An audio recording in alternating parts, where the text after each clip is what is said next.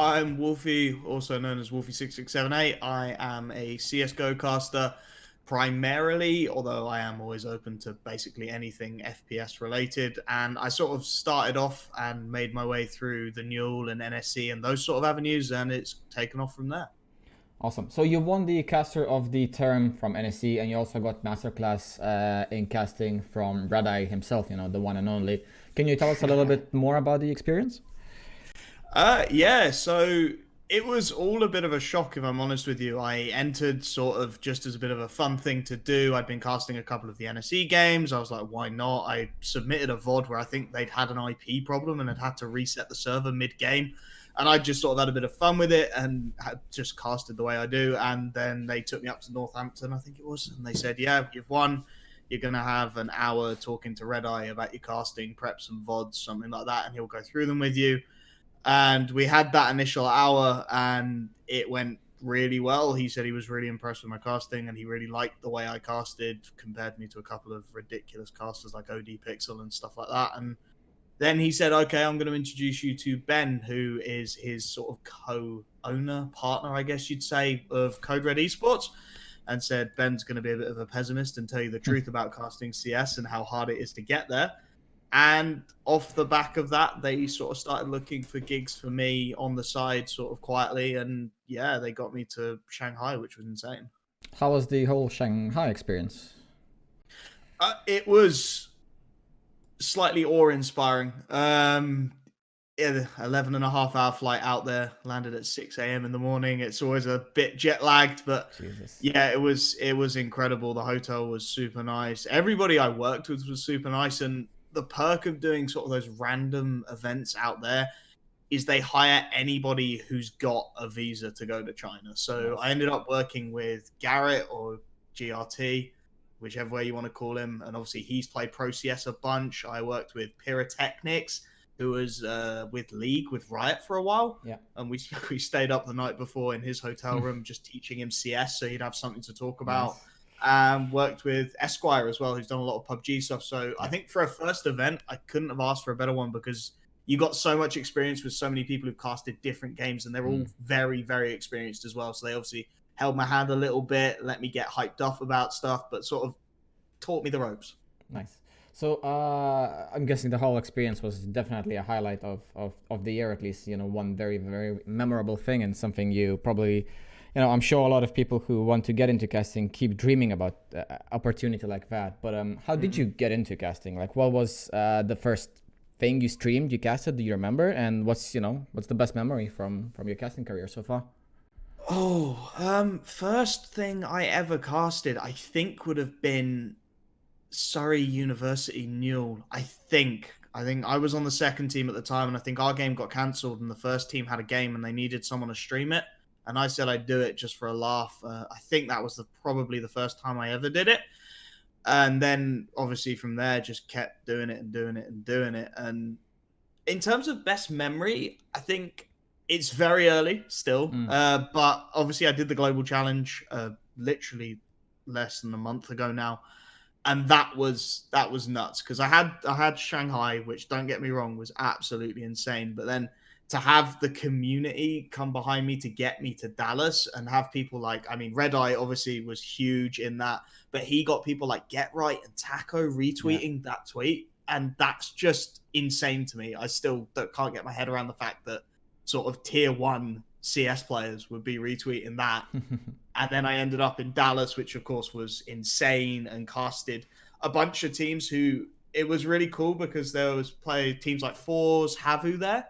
And I've casted them in ESEA Advanced. I've casted them in Advanced. I've casted them in NDL.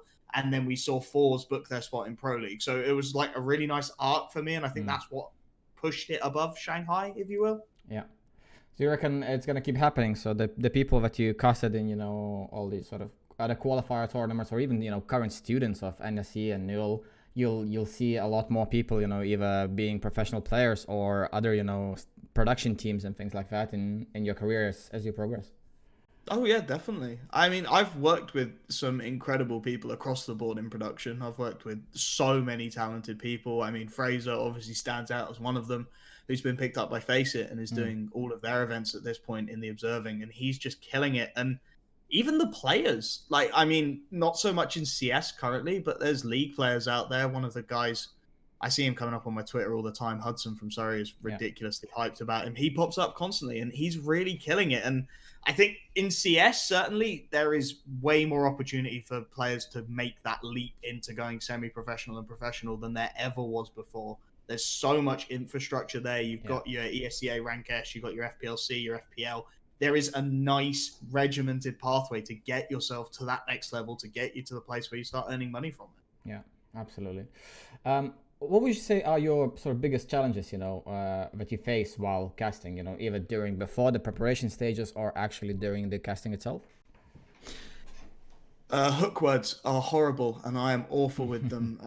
I got to the point where I was saying "as it is" at the start of every single round of CS I casted, and I basically just told my girlfriend to slap me every time I did it. Because if you get hooked up on a certain phrase or word, and I still do from time to time, that is such a huge problem for casters, and it really grates viewers as well. Kind of when people go like or and any sort of repetitive thing. You get people who will just start counting it, and it's the only thing they will then notice about your commentary or your broadcast will be how many times did he do this thing, and all of a sudden it's not about how good you are or how well you're commentating the game or how well you're telling the story. It's how many times has he said in one broadcast. So that's a really huge thing for me, is trying to step away from that. And then also pinching yourself occasionally is a really important thing. Just taking a step back and looking at what you're doing.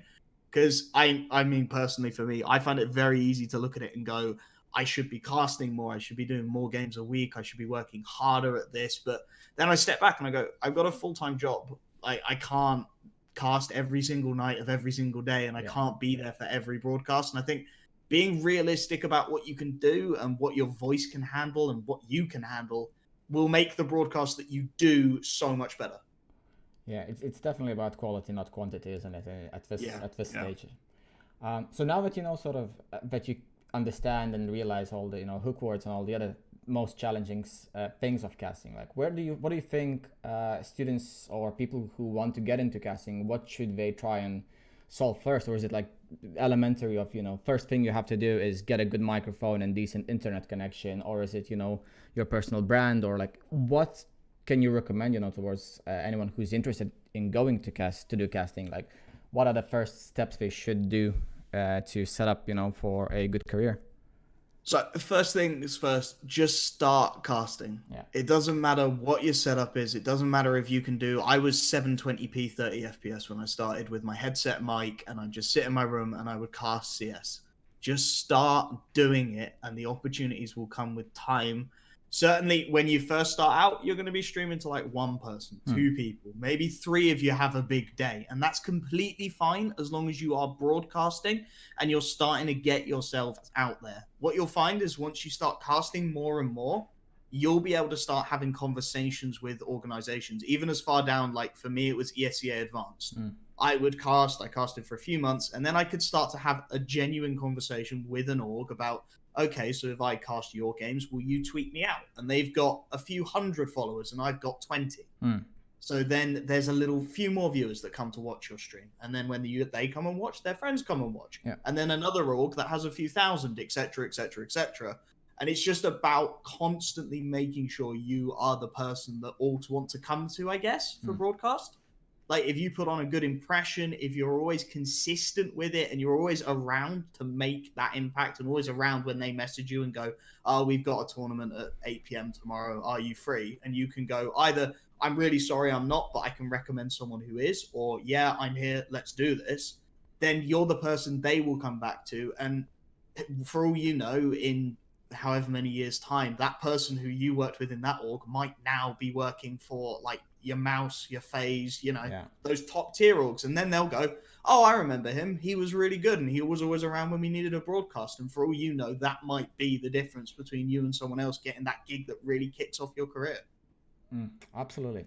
So, for a lot of students or a lot of people watching this, their very first steps are going to be at universities. And, probably the easiest and the best option for them would be to go and approach, obviously start doing casting and then approach NIL and NSC.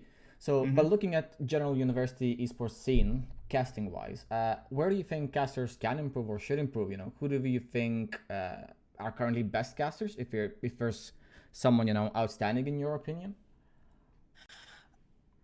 I think improve is a bit of a harsh one. I think Newell are really great in that they encourage casters to review each other. And I think that's a really important thing as well, because a lot of the time, that's the difference between sort of your tier 3, your tier 2, and your tier 1, if you'd like it to be that way, casting, is that at the bottom, people don't review each other. They don't review themselves. They don't necessarily watch all the VODs back and comment on the decisions that they're making. And that really does help you improve as you go up. That was like the one thing Red Eye said to me is better than anything else is getting someone who is really, really good to watch your VODs and review them. And the Newell are fantastic at doing that. They really do. They force it down your throats at times. They're like, you need to review this VOD. You need to put yourselves out there. You need to put a VOD up for someone else to watch.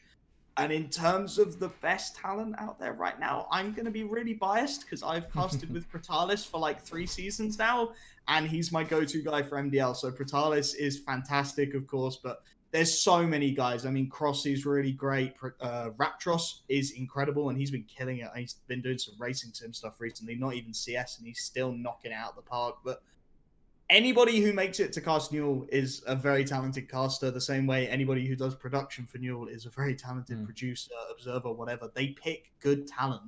And I think if there are people out there who are looking for new talent, perhaps something a little bit cheaper to finish off your lineup, then don't look any further than the Newell, because they pick good talent.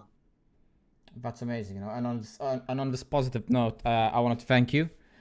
Is there a way where people can find you on Twitter to tweet you if you have any questions or anything? Yeah, I'm Wolfy6678 pretty much everywhere. So that's my Twitter, that's my Twitch. Feel free to find me on any of those if you'd like to, guys. And thank you very much for having me.